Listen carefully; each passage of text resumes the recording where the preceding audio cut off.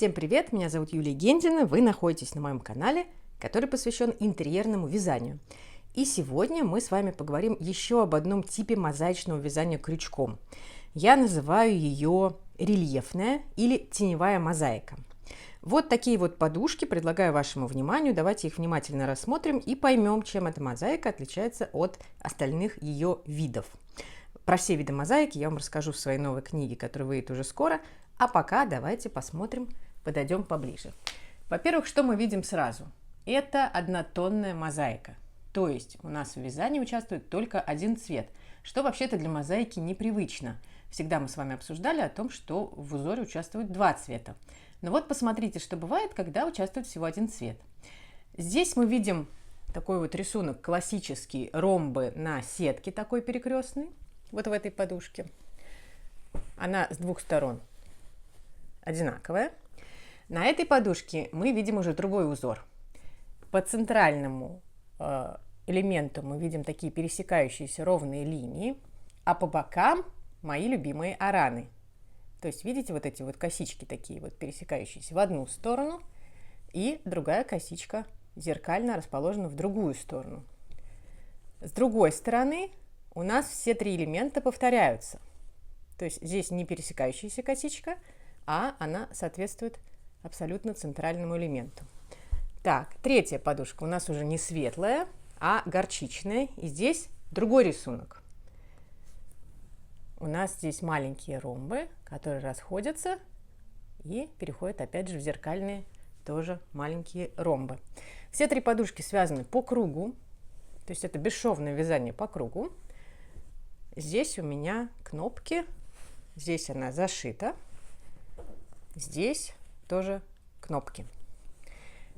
Итак, как я уже сказала, это однотонное вязание. Почему оно рельефное или теневое?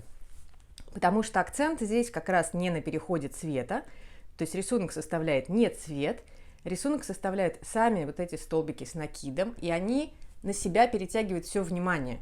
И отсюда появляется больший рельеф, чем в классической мозаике, просто за счет того, что весь акцент ушел именно на эти столбики, видите? Почему она теневая? Потому что с помощью такой мозаики можно как раз имитировать араны и делать вот такие вот тени в рисунке. То есть там, где есть рельеф, образованный с помощью столбиков с накидом, а как раз вот эти участки, они выходят чуть вперед, оттеняя участки, которые без столбиков с накидом. И получается, что вот эти вот фрагменты, они чуть утопают, и возникает такой теневой эффект.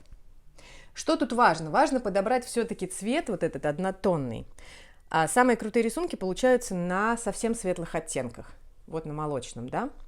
Вот я попробовала на горчице, тоже рисунок очень хорошо видно, очень красиво. Но если вы возьмете слишком темный цвет, я не знаю, там темно-синий, например, мой любимый, боюсь, что там рисунок будет виден уже хуже. Надо экспериментировать.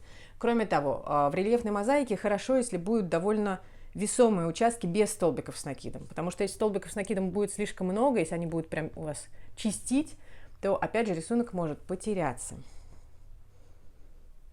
Вот такая вот история. Теперь давайте посмотрим, как выглядят схемы к такой мозаике.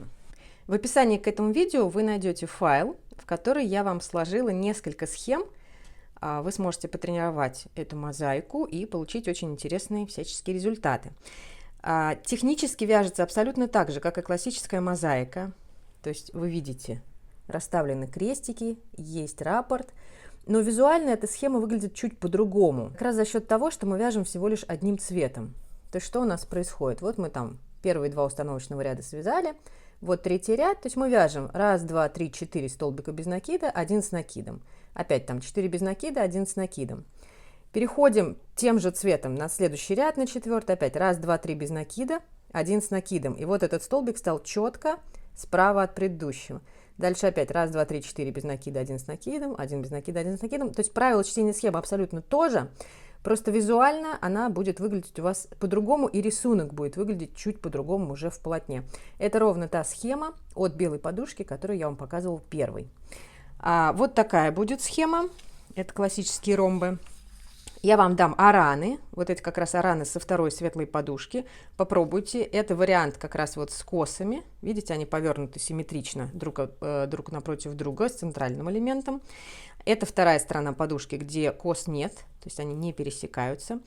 Вы можете компоновать все эти 6 элементов, как вам захочется. То есть я тут расставила нумерацию, вы, соответственно, можете, например, не так, как я сделать, а по-другому, например, все 3 косы здесь поставить или комбинировать косы вот с этим элементом, как вам захочется, в зависимости от желаемой ширины полотна. Вы можете сделать между этими элементами больше перерыв, то есть больше здесь зазор по петлям. Я буду рада, если вы попробуете связать, например, плед, тоже будет интересно посмотреть. Возможно, для пледа нужны большего размера как раз эти косы. Может быть, я потом, если будет время, нарисую их побольше. Еще вы найдете вот такую вот плетенку. Здесь как раз чуть больше элементов без столбиков с накидом. Будет очень интересный эффект. Как раз вот это вот утопание будет чуть больше и получится такая объемность 3D. И вот такая еще будет схема. Это с горчичной подушки. Вот она, собственно, очень красиво должно получиться. Буду очень рада вашим экспериментам. Обязательно попробуйте рельефную или теневую мозаику. Вяжите образцы, выкладывайте в наш чат. Ссылка на чат тоже будет в описании к этому видео. Ну и как всегда, приятного вязания и будьте здоровы. Пока-пока.